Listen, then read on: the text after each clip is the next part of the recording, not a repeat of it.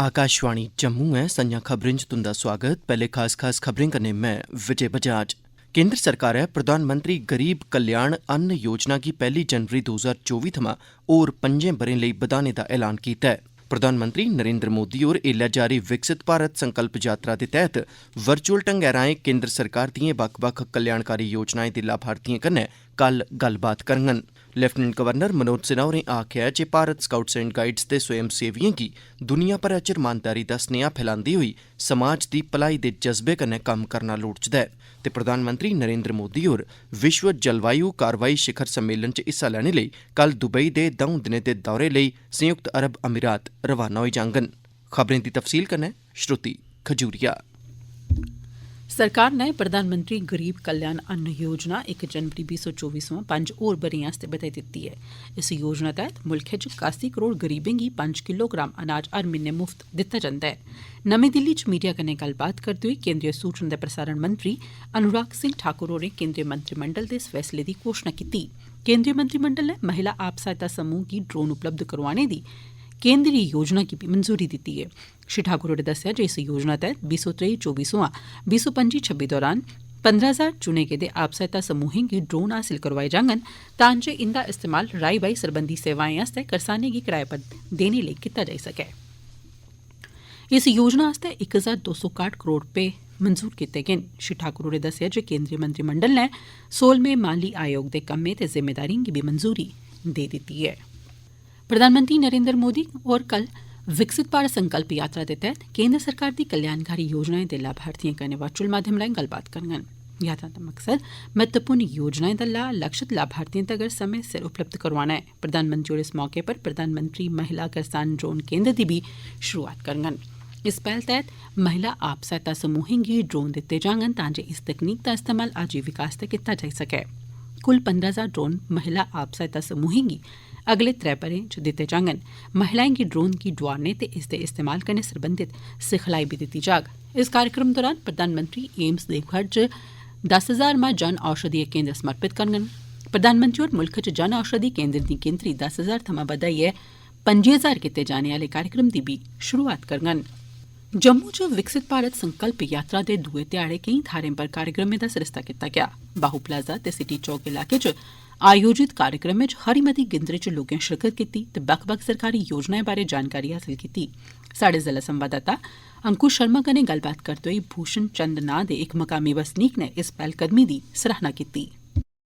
हमें जो सबसे बड़ा लाभ हुआ है वो विकसित भारत संकल्प यात्रा से ये हुआ है कि सरकार की कई ऐसी योजनाएं हैं जिनका पता अभी तक नहीं चला था। कई योजनाओं के बारे में आज पता चला है और अब इसका लाभ जरूर हम उठाएंगे आने वाले भविष्य में।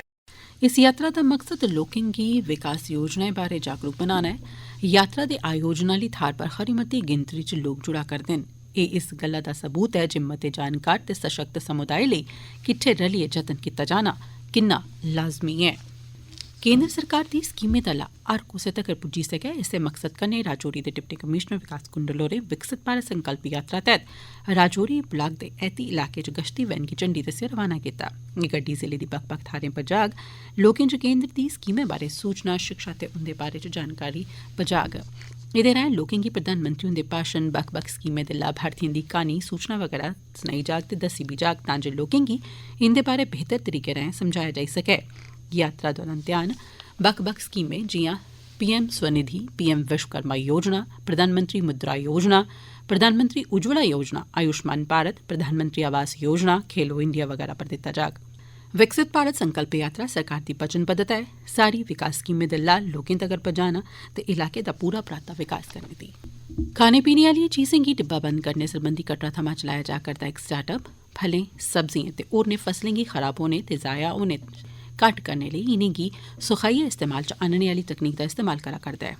सखाए गेदे फलें ते सब्जिएं कन्नै एह् स्टार्टअप रसैनें शा मुक्त सेहतमंद चीजें दा निर्माण करा करदा ऐ। साढ़े रियासी आह्ले संवाददाता देवेंद्र ठाकुर ने प्रदेश दी कैंपस योजना तैह्त लाभार्थी धर्म कुमार कन्नै इस बारै गल्ल कीती। उनें आखेआ, अपने किसानों को अपनी फसल का मुनाफा या राइट प्राइस नहीं मिलता है। मैंने डिहाइड्रेशन इसलिए की क्योंकि JNK में स्टोरेज की फैसिलिटी बहुत कम, जम्मू प्रोविंस में तो कश्मीर प्रांत से भी 50% लो कैपेसिटी थी। सो डिहाइड्रेशन वो टेक्नोलॉजी है जिससे हम किसी प्रोडक्ट का, चाहे वो फ्रूट हो चाहे वेजिटेबल हो, हम उसका मॉइस्चर लेवल जो है लेस देन 10% ले आते हैं, जिससे उसकी शेल्फ लाइफ जो है एनहांस होकर 1 ईयर की हो जाती है। साढ़े संवाददाता ने इस पैह्लकदमी बारे रियासी ते बागवानी विकास अधिकारी राकेश कुमार हुंदे कन्नै भी गल्ल कीती, जिनें आखेआ ये जो यूनिट है इसमें वेजिटेबल और फ्रूट को डिहाइड्रेट किया जाता है और जो यहाँ पर वेजिटेबल और फ्रूट को डिहाइड्रेट किया जाता है ये बाहर वाली कंट्रियों को एक्सपोर्ट किया जा रहा है। जहाँ भी हमारे किसानों का जो सरप्लस मटेरियल होता था वो यहाँ पर लाया जाता है और उनको अच्छे दाम मिलते हैं। अच्छे दामों से क्या होता है कि इनसे बेनिफिट होता है, किसानों का भी जो इनकम है, सोशल इनकम है, उनकी इंक्रीज हो जाती है। सीनियर IAS अधिकारी अटल टुल्लू होरें गी जम्मू कश्मीर दा मुक्ख सचिव नियुक्त कीता गेआ ऐ। ओह् अरुण कुमार मेहता हुंदी थाह्र एह् ओह्दा सामङन जेह्ड़े कल 3 नवंबर 2023 गी पिंचनी होआ करदे न। आकाशवाणी दे जम्मू संवाददाता दी रिपोर्ट मुजब 1988 बैच दे IAS अफसर अटल टुल्लू होर 1 दिसंबर थमां प्रदेश दे मुक्ख सचिव दा ओह्दा सामङन। गृह मंत्रालय पास्सेआ जारी हुक्मै मुजब अरुण कुमार मेहता होर 3 नवंबर 2023 गी रिटायर होआ करदे न। जंदी 20 नवंबर गी केंद्र सरकारै अटल टुल्लू होरें गी उंदे केंद्र शासित प्रदेश दे काडर च वापस भेजेआ हा। ओह् गृह मंत्रालय तैह्त बन्ने दे प्रबंधन आह्ले मैह्कमे च बतौर सचिव कम्म करा करदे हे। मंत्रिमंडल दी नियुक्तियां सरबंधी कमेटी नै गृह मंत्रालय दी गुजारिश पर अटल टुल्लू होरें गी उंदे असल काडर च वापस भेजेआ ऐ। एह् खबरां तुस आकाशवाणी जम्मू परा सुना'रदे ओ ते हुन बाकी दियां खबरें कन्नै Vijay Bajaj. J&K Bharat scouts and guides दी इक डेलीगेशन ने अपने स्थापना दिवस दे सरबंधै च अज्ज राजभवन जम्मू च लेफ्टिनेंट गवर्नर मनोज सिन्हा होरें गी झंडा स्टिकर भेंट कीता। हर ब'रे 7 नवंबर गी भारत स्काउट्स एंड गाइड्स दा स्थापना दिवस मनाया जंदा ऐ ते इस सरबंधै च म्हीना भर गै कार्यक्रम आयोजित कीते जंदे न। इस मौके बोलदे होई LG होरें आखेआ जे 63 लक्ख शा मते स्काउट्स एंड गाइड्स साढ़े मुल्ख दी अनेकता च एकता दी प्रेरणा देने आह्ली मिसाल न ते पिछले 7 दहाकें दौरान इनें युवाएं च दोस्ती ते रिश्ते गी बड़ा मता पक्का कीता है। उनें आखेआ जे J&K Bharat scouts and guides दी टीम नै समर्थ निर्माण च योगदान दिंदे होई समाज दी निस्वार्थ सेवा कीती ऐ ते राहत अभियानें दौरान भी बेमिसाल दलेरी दा सबूत दित्ता ऐ। उनें आखेआ जे प्रगतिशील समाज दे विकास लेई रमानदारी अत्त लाज़मी ऐ।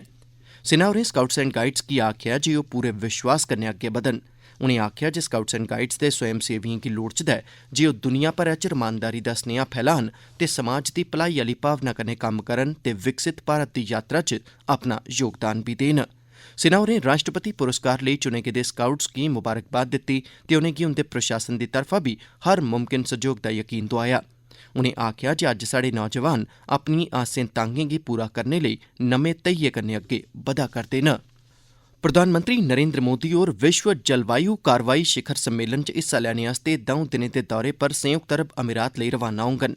संयुक्त राष्ट्र जलवायु परिवर्तन घोषणा कन्नै जुड़े दे पक्खें दा उच्ची सतह आह्ला 28वां सम्मेलन COP28 28 नवंबर थमां 12 दिसंबर तक्कर आयोजित होग। एह् आयोजन संयुक्त अरब अमीरात दी अध्यक्षता च होआ'रदा ऐ।